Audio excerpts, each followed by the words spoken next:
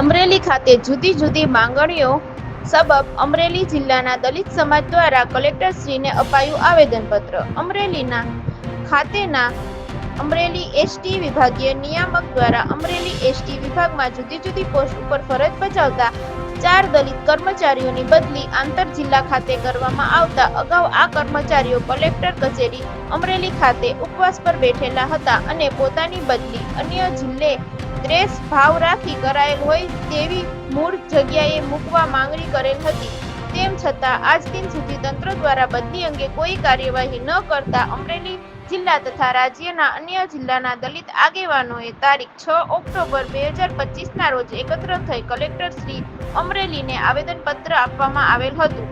આવેદનપત્ર દ્વારા તેઓએ ગુજરાત રાજ્યના રાજ્યપાલ શ્રી પાસે એવી માંગણી કરેલ છે કે અમરેલી એસટીના દલિત કર્મચારીઓની બદલીમાં ભૂમિકા ભજવનાર અમરેલી એસટી નિયામક અતુલ સોલંકી, ડેપો મેનેજર અશોક, કર્મચારીઓ ડીટીઓ હીરાબેન તથા અમદાવાદ એસટી સેન્ટ્રલ ઓફિસના જનરલ મેનેજર ડાભીને બદલવામાં આવે. અમરેલીથી દલિત સમાજના 4 એસટી કર્મચારીઓની આંતર જિલ્લા બદલી કરાયેલ છે.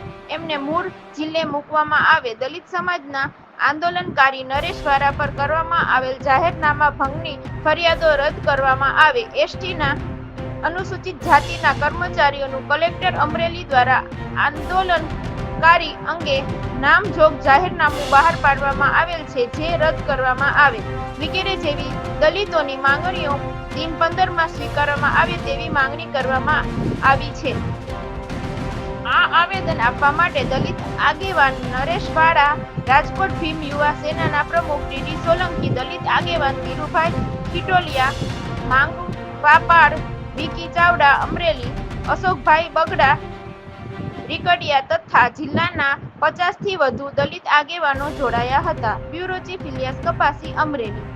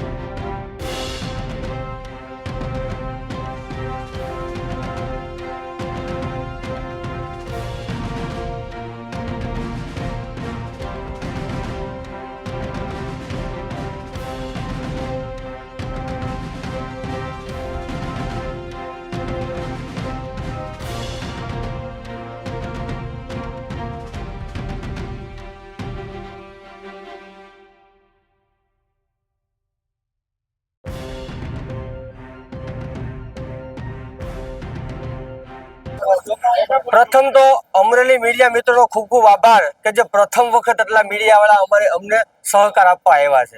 બાકી તો અમે ગમે એટલા આંદોલન કરી અંચલનો ત્યાગ કરીને અમે મરી ગયા ભાઈ, પણ કોઈ અમને સહકાર આપ્યો નહીં. એટલે આજે પ્રથમ તો આ મીડિયા મિત્રોનો ખૂબ ખૂબ આભાર. આજે અમે જે આંદોલન અગાઉ કર્યા લોકોને ખ્યાલ જ છે. અમે જે અંચલનો ત્યાગ કર્યો હાલ સુધી અમને ન્યાય મળ્યો નથી. આજે અમે કલેક્ટર સાહેબને રાજ્યપાલ સાહેબને અમે રાજ્યપાલ સાહેબને અમારા આવેદન મોકલવા માટે અમે કલેક્ટર સાહેબના પ્રતિનિધિત્વ તરીકે અમે આવેદન આપ્યું છે. એની અંદર માંગણી અમારી એટલી છે કે આ જે જ્ઞાતિવાદી 13 વર્ષથી અમરેલી ડેપોની અંદર જે નોકરીઓ કરે છે એની તાત્કાલિક ધોરણે બદલી થાય અને અમારા કર્મચારીએ જે એના માનસિક ત્રાસથી જે આત્મહત્યા કરવા મજબૂર થયા હતા એને ન્યાય તાત્કાલિક ધોરણે મળે. એની જે ફરિયાદ છે ફરિયાદ દાખલ થાય અને આ લોકોના બદલીના ઓર્ડર જે ગેરરીતિ કરી કરવામાં આવેલા તે તાત્કાલિક ધોરણે રદ કરવામાં આવે.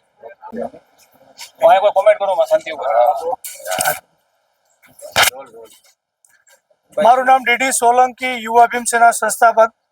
આજે સમસ્ત અનુસૂચિત જાતિ અમરેલી જિલ્લા, રાજકોટ આજુબાજુના વિસ્તારના તમામ સામાજિક આગેવાનો ભેગા મળીને કલેક્ટરશ્રીને આવેદનપત્ર દેવા માટે આવ્યા છે કે અહીંયા જે એસટી વિભાગના જે અનુસૂચિત જાતિના જે કર્મચારીઓ છે એની સાથે જે જાતિવાદ રાખીને જે એમને નોકરીમાંથી બેદખલ કરી અને બીજે ટ્રાન્સફર કરવામાં આવી રહ્યા છે. જે ખાસ તો બાબત એવી છે કે આ નરેશ વાડા છે જે એના સામાજિક આગેવાન છે, એ વારંવાર એસટી વિભાગમાં અંદર જે થતા ભ્રષ્ટાચારો, ગેરરીતિનો અવાજ ઉઠાવે છે, લાઈવ કરે છે, ફરિયાદો આપે છે. એનો ખાર રાખીને એના ભાઈ છે અનિલ વાડા અને બીજા સાથી મિત્રો અનુસૂચિત જાતિના જે સરકારી કર્મચારી છે એના વિરુદ્ધ બરોબર બદલીનો ઓર્ડર કર્યો છે. એનો અવાજ ઉઠાવવા માટે આ લોકો ધરણા પણ કર્યા, ઉપવાસ કર્યા, આમરણ ઉપવાસ પણ કર્યા. પણ જાતિવાદી કલેક્ટરે આમરણ ઉપવાસ કર્યો તો નામ જોગ અને જાહેરનામું જાહેર કર્યું કે આખા અમરેલી જિલ્લામાં આંદોલન નહીં કરવાનું. અમરેલી કોઈના બાપનું છે? કોઈ રાજાશાહી છે અમરેલીની અંદર? આ ભારત દેશની જે અંદર આવે છે ને, તો ભારતનું સંવિધાન આંદોલન કરવા માટે, સભા કરવા માટે, રેલી કરવા માટે, રજૂઆત કરવા માટે બધાને સરખો અધિકાર આપે છે. તો કોઈ કલેક્ટર થોડી નક્કી કરીએ કે કોને આંદોલન કરવા, કોને રજૂઆત કરવી, કોને ક્યાં જવું. તો આવું ન ચાલે. અને કલેક્ટરને મેં રૂબરૂ કીધું છે અને અત્યારે ચેલેન્જ કરું છું કે તમે આવા જાહેરનામા ક્યારેક રાજકોટમાં બદલી લઈને આવો, સિફારિશ કરી રાજકોટમાં, અને જાહેરનામા કરીને બતાવો કેટલી વિશે હો થાય છે, કેવી રીતે આંદોલન છે, સંવિધાન કોને કહેવાય અને લોકશાહીની શું તાકાત છે તમને બતાવીએ. અને 9 તારીખે આવો, અમે વગર પરમિશન રેલી કરવાને, કોઈને રજૂઆત કરી પરમિશનની શું જરૂર છે? અને આ બધા તો બધા ઠેકેદારો છે, બધા વહીવટતંત્ર છે, એ બધા પબ્લિકના ટેક્સમાં પગાર લે છે. બરોબર, પબ્લિક સર્વન્ટ છે, કોઈ સાહેબ નથી. સાહેબ તો પબ્લિક છે. સરકાર કોને છે? સરકારની વ્યાખ્યા શું છે? જનતા સરકાર છે. બરોબર, કોઈ ધારાસભ્યથી લઈને પ્રધાનમંત્રી સુધી કોઈ સરકાર નથી. બધા વહીવટદારો, પગારદારો છે, નિમેલા વ્યક્તિ છે. એટલે તમે જે વહીવટ કરો છો સારો વહીવટ કરો અને તમને બદલી ન નાખવા પડે. ધ્યાન રાખો. આંદોલન આ તો પછી સારા લોકો કે અમરેલીના લોકો કોઈ અવાજ ઉઠાવતા નથી. રાજકોટમાં કેટલીની બદલી કરી નાખી, કેટલી ફરિયાદો દાખલ થઈ છે, કેટલા કોર્ટના ધક્કા ખાય છે. બરોબર, બધી ઉપર કલેક્ટર ઉપર ફરિયાદ થાય, બરોબર, કદાચ પ્રધાનમંત્રી હોય તેની પર ફરિયાદ થાય. બરોબર, આ લોકશાહી દેશ છે, હજી કાયદો જીવિત છે. બરોબર, અને અમને એટલા મજબૂર ન કરો કે અમારો કાયદો તોડીને બહાર આવવું પડે. એટલે આ લોકોનું શું છે? ષડયંત્ર છે બધા મનુવાદી લોકોનું કે આવી રીતે લોકોને, દલિતોને હેરાન કરો. કે ભારતની અંદર એક જ સમાજ એવો છે જે 365 દિવસ આંદોલન કરે છે, અવાજ ઉઠાવે છે. એટલે એનો અવાજ દબાવવાનો પ્રયત્ન કરી રહ્યા છે કે આવી રીતે અવાજ દબાવો, આવી રીતે એની પર ખોટી રીતે ફિટ કરો, ખોટી ફરિયાદો કરો. પણ એવી ડરી જવાના નથી ભાઈ અમે. બરાબર, તમે અમારી પર 3000 વર્ષ અત્યાચાર કર્યો. એ સમય બીજો 21મી સદી, બાબા સાહેબે કીધું 21મી સદી આ દેશના મૂળ નિવાસીઓની છે અને અમે મૂળ નિવાસી. તમે બધા બહારથી આવ્યા છો, તમે વિદેશી છો, અમે મૂળ નિવાસી આ ભારતના. તમે કદાચ ખોદો, જ્યાં ખોદશો ત્યારે સોમનાથ ખોદશો તો ત્યાં બૌદ્ધ વિહાર નીકળશે. બરોબર, એ બંધ કરાવી નાખ્યું છે. તો અમે આ દેશના મૂળ નિવાસી છે અને બૌદ્ધમય ભારત હતું, અશોક સમ્રાટનું ભારત હતું અને અખંડ ભારત હતું. તે ચાઇનાથી લે અફઘાનિસ્તાન સુધી, તુર્કી સુધી, શ્રીલંકાથી તે કાશ્મીર સુધી ભારત કહેવાતું. હવે તમારા ટુકડે ટુકડા છે. તમે લોકો ટુકડા કર્યા, ભાગલા કર્યા, નાના નાના રજવાડા બન્યા. અમારું એક જ મોટું રજવાડું હતું અને અમે અશોક સમ્રાટના વંશજો છીએ, બુદ્ધના વંશજો છીએ. અમને મજબૂર ન કરો. બરોબર, એટલે અમે ભારતના સંવિધાનને માનીએ, ડૉક્ટર બાબા સાહેબ આંબેડકરને માનીએ છીએ, એટલે કાયદામાં રહીએ છીએ. બાકી અમારો ઇતિહાસ જોઈ લેજો, ભીમા કોરેગાંવ. બરોબર, એટલે આ અમને મજબૂર કરી રહ્યા છીએ અને અહીંયા ન્યાય નહીં મળે તો ગાંધીનગર મુખ્યમંત્રીના ઘરનો ઘેરાવ કરશું.